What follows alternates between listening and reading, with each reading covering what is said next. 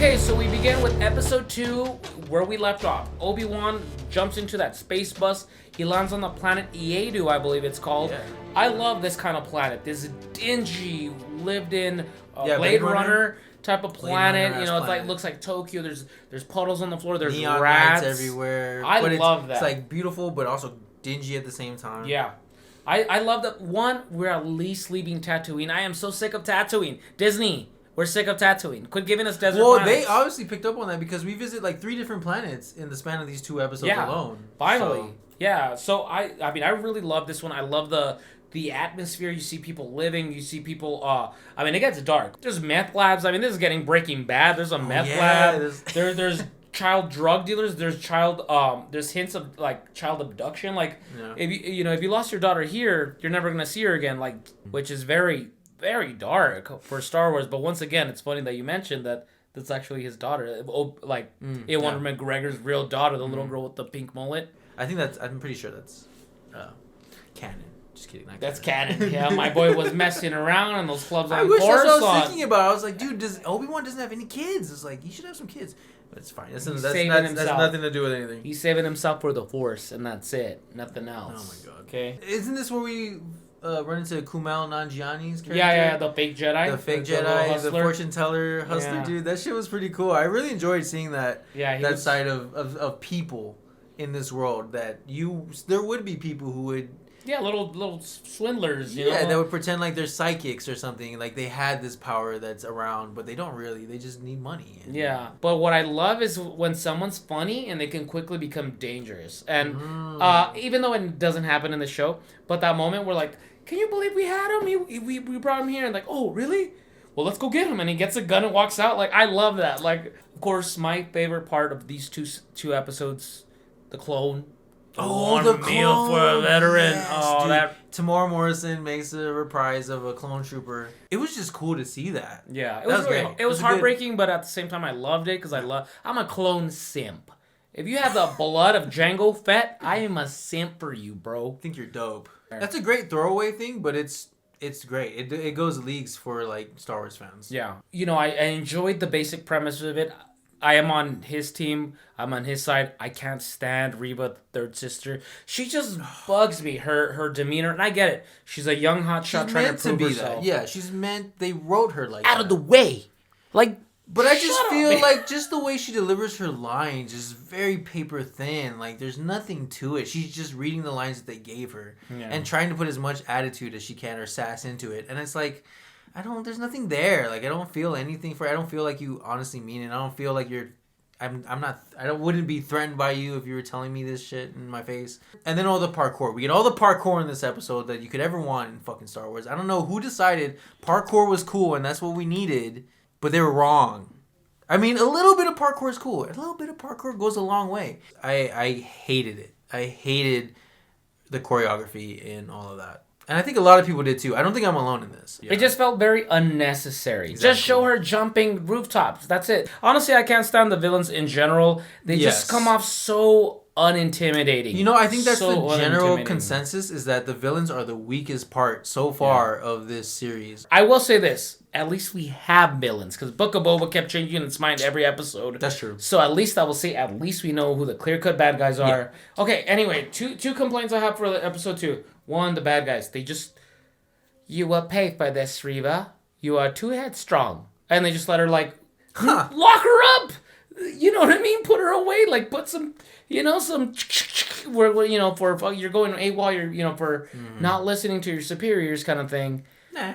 No, she's got to pay. No, they let her go, so of course she does some shit. She calls all the bounty hunters to, like, there's a bounty on this Jedi. That was cool.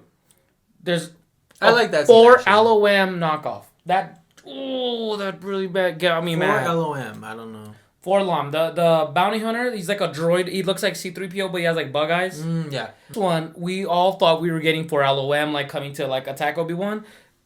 production's like, that's not for LOM. This is J-POC or some bullshit name. It was the same thing they did with IG-11. I know. Quit doing that. Quit doing that. If you can't afford the fucking character, just make a new character. Yeah. I hate that dollar store version shit. It's like Blue Ball fan service. Yeah, dude. You're like, oh, it's this kid. Oh no, it's not. Dude, we were all excited like 4 LOMs in this. That sounds really nerdy to me. I don't think I would have cared about 4LOM. He sounds like a knockoff character who I wouldn't care about.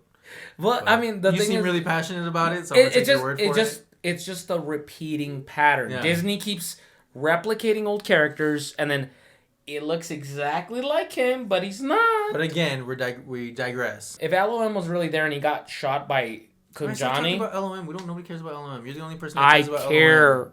Dude, I got a 4LOM Nobody knows tattoo on me right now, okay? Okay. They make a 4LOM show, they better do it right, damn The book of 4LOM. Yeah. I found it weird that the Inquisitor gets killed and he's like... And I did look at the eyes the second time I saw him, and he's like this.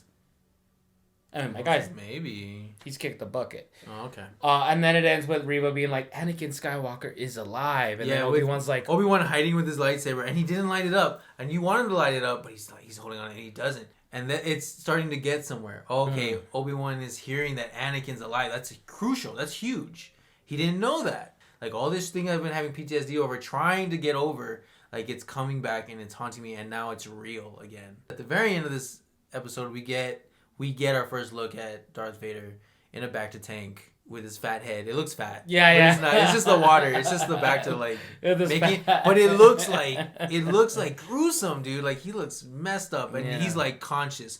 You almost feel like he can feel Obi-Wan's realization that he's still alive. Yeah. Like they feel that shit, man. Like all of a sudden that psychic link that force activated. Link. Yeah. Again. And had it in a while. And it's like, ooh, now we're getting somewhere. Yeah. That's what I'm waiting for. That's what I want. Now it's gonna pick up. So yeah, I did find that it was he has a fat head. I do gotta say I did find that because it didn't look like him at all. Yeah, no. It looked bad. That was a bad angle.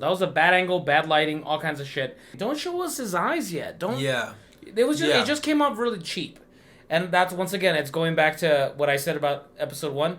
The last shot, I understand why they did it. Yes. But it just comes off awkward to me. Like it could have been executed better. I didn't think it was amazing or anything. I didn't think it was bad though. I was just like, all right. I mean, at least we got to see like this threat. This is the threat. This is what's coming. Yeah. This is. The conflict that's about to happen. Yeah, that's brewing, and I love that. That's what I'm here for.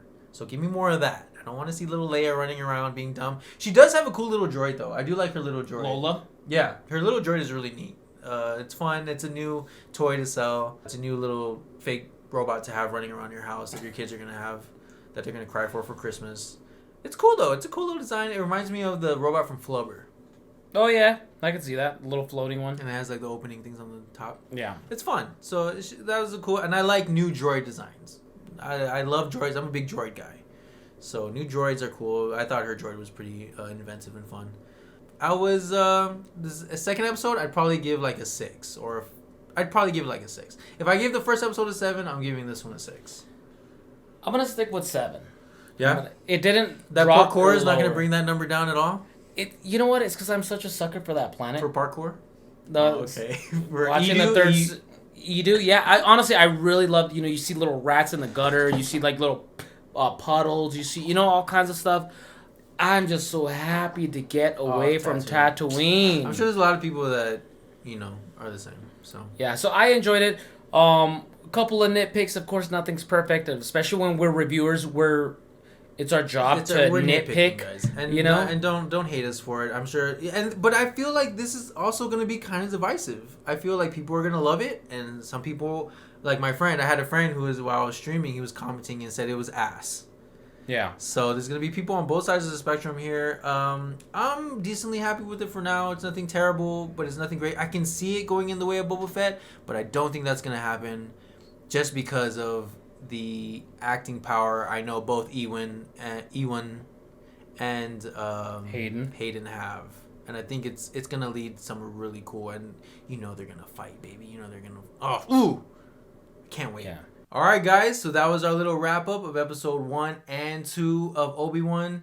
I hope you guys enjoyed it. Hope you guys enjoyed this first episode on our new channel, Twin Engines of Destruction. Hope you guys like the name. I hope you guys like the content.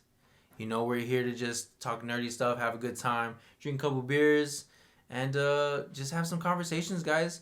So let us know in the comments. What did you think about our review? Did you think we were kind of on point? Did you think we're way off? Did you like it? I feel like this is going to be divisive, just like all this Disney Star Wars stuff is lately. So we're very interested to hear what you guys have to say.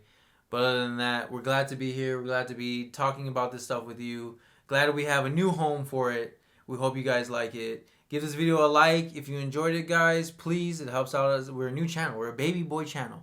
So every like and every view will help out. Share it, all that good stuff. Like, comment, subscribe, baby. All right, thank you all for joining us, and we will see you all next week for episode 3 of Obi-Wan Kenobi. Don't forget to subscribe. Twin Engines of Destruction. Cheers, everyone. Cheers.